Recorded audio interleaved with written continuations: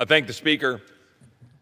You know, this past weekend in Austin, Texas, near where I live, we had a tragedy where an individual shot a bunch of Austonians, including several University of Texas students, at a bar on what we call West 6th Street, in an area that I frequented often when I was in law school, a little less often these days, but it's an area that's a fairly normal place for people to go, not generally perceived as dangerous.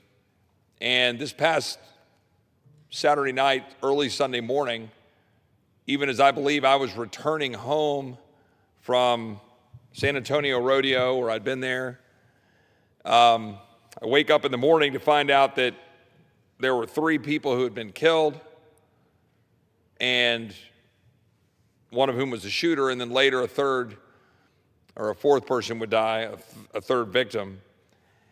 And it was an unnecessary, senseless act, but it's compounded by not just normal violence, but why this individual was here in the first place. And I think we've got to wrestle with some serious questions about who we allow into this country and why. The individual who killed these students, by the way, there were multiple others who were shot, having surgeries.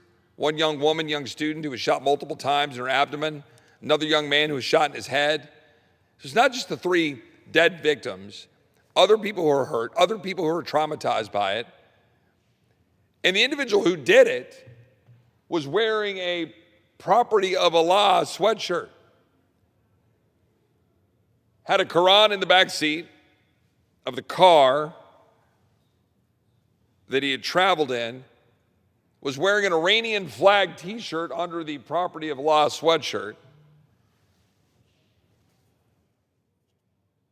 And what we know about him is that he came here from Senegal in 2000, overstayed his visa. 2006, he obtains LPR, or legal permanent residency status, under the Bush administration. I'm going to be an equal opportunity basher of administrations who have failed to secure our border properly, and did so on the back of supposedly a marriage to an American citizen. Fast forward to 2012, under Obama, he gets full citizenship, which Obama was handing out like candy, and then tries to get status, LPR status, for 2 additional women, allegedly women he was marrying. I don't know whether in succession or at the same time. All I know is he was trying to do that. Fast forward, he was arrested for a hit and run, alleged in 2022. And my fundamental question is why are we importing people who are deeply at odds with the values of our country and Western civilization? Why are we doing that?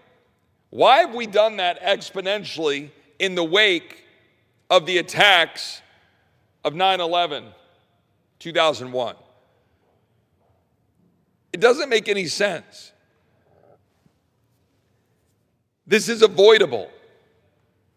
This man didn't need to be in the United States, who does not share our values, clearly was interested in serving his convictions for Iran and radical Islamism more than his commitment to this country, peace, and our rule of law.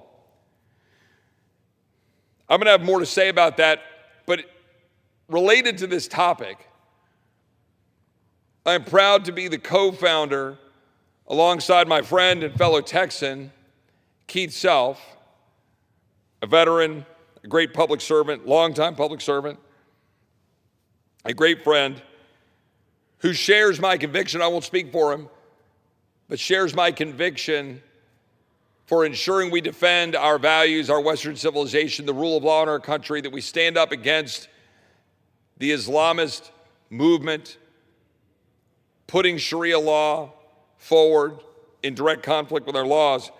And I know my friend has a limited time, so I would like to yield some time to him to speak on this subject that concerns us both so greatly. And with that, I will yield such time as he shall consume. Thank